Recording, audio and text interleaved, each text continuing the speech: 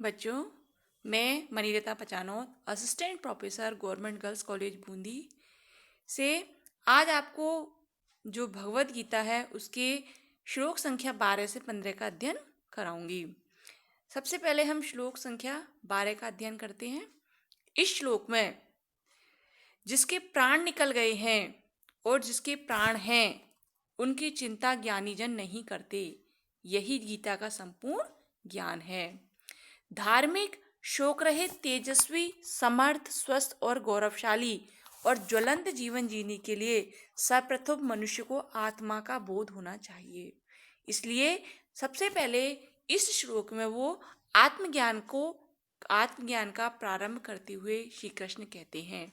आत्मा के विषय में वो बताते हैं कि न त्वेवाहं जातु नासं न त्वयं नेमे जनाधिपः न चैवं न भविष्यामि सर्वे वयमतः परम।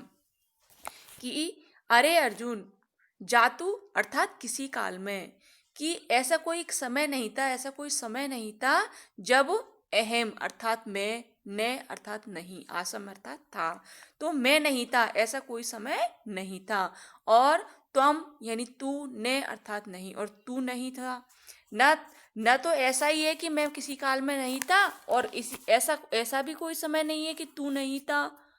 और जनाधिपा, ये राजा लोग नहीं थे, ऐसा भी कोई समय नहीं था कि ये राजा लोग नहीं था।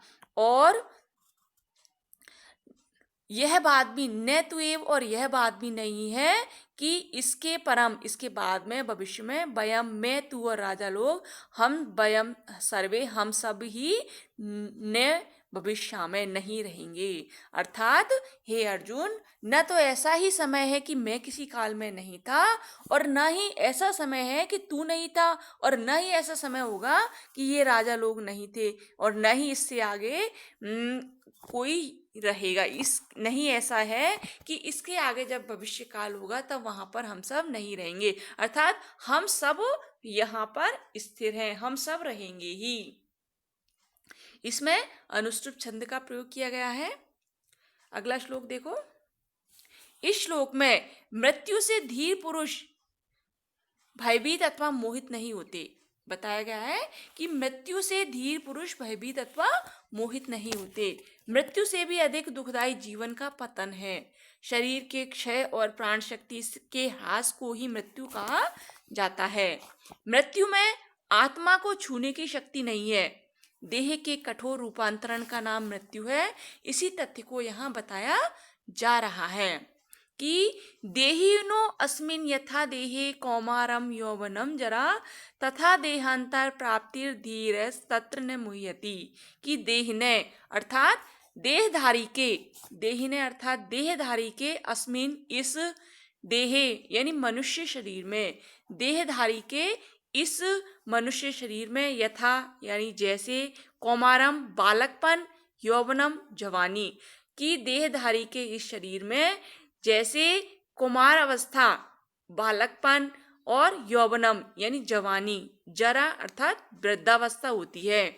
कि जीवात्मा की इस देह में, मनुष्य की इस देह में जिस प्रकार से बच्चा, बालकपन, जवानी और बुढ़ापा तीनों ही क्रमिक रूप से आते रहते हैं, उसी प्रकार से देहांतर प्राप्ति, दूसरे शरीर की प्राप्ति होती है।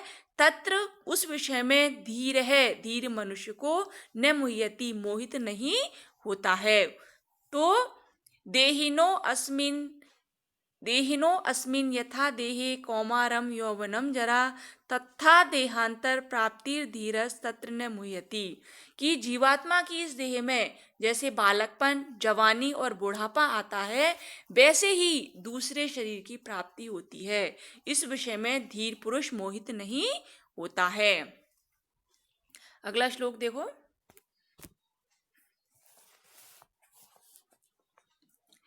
मृत्यु अटल है, अतः धैर्य के अतिरिक्त मनुष्य के वश में और कुछ भी नहीं है। धार्मिक जीवन की परीक्षा मृत्यु के समय होती है। जीवन की सफलता और धर्म का प्रमाण पत्र धैर्य है। धीरज धरने का अभ्यास 1-2 दिन में नहीं हो जाता। सुख और दुख में सदा एक सरस रहते रहते जब अभ्यास पक जाता है तब धैर्य की अटूट संपत्ति हाथ लगती है। अतः गीता का आदेश है, ये गीता में कहा गया है।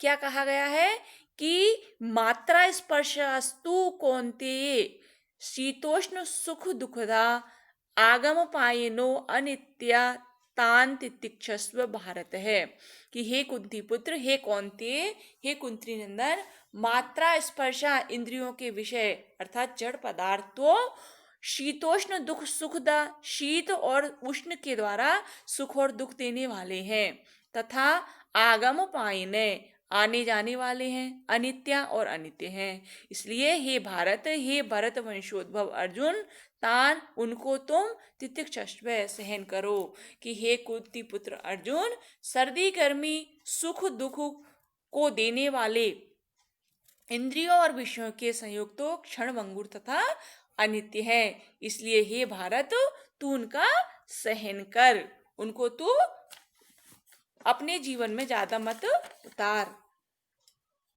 इसी में भी अनुष्टुप छंद है।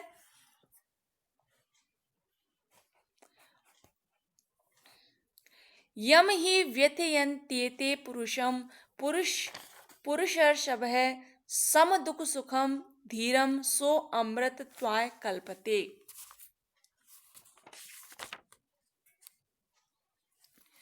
जब इंद्रियों और विषयों का संयोग अनित्य व क्षणभंगुर है तथा आत्मा से इसका कोई स्पर्श नहीं है तो इसे क्यों सहन किया जाए, इससे क्या लाभ होगा?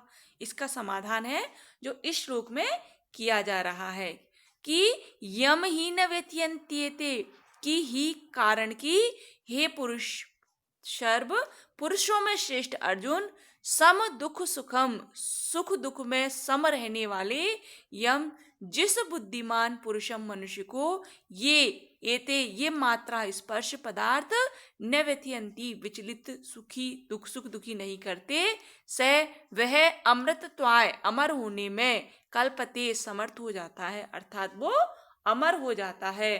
क्योंकि सुख दुख को समान समझने वाले जिस धीर पुरुष को ये इंद्रिय के विषय हैं वो व्याकुल नहीं करते, वह मोक्ष पाने के योग्य हो जाता है।